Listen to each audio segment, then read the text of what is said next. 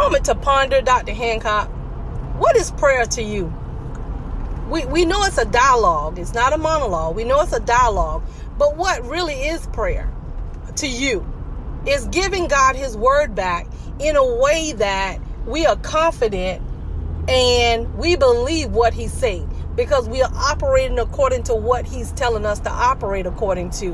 And sometimes we're not being driven by what it looked like in the natural, what's going on during the pandemic, what our kids are doing, what our husbands doing, what our brothers and sisters doing, because we know what God said. So we are completely sold, and we are completely sold out to the word of God. We're completely sold out that God has already worked this thing out, and he's waiting on me to just keep walking out as the word of God tells us.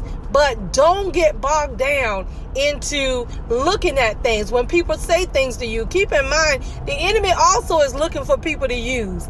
And most of the time when we're emotional, the enemy loves to use the emotions because we think we are right. But again, the word of God is not emotional. It's the standard for our life.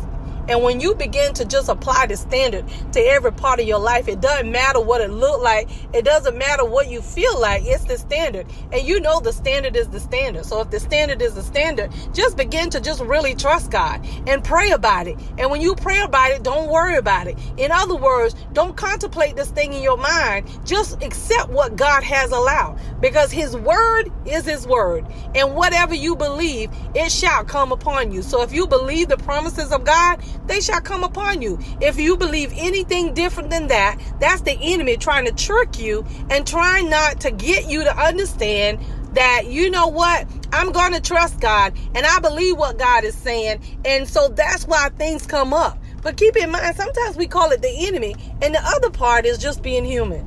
Okay, so you have to make sure you bring this body under subjection so that it believes and you rehearse the promises of God.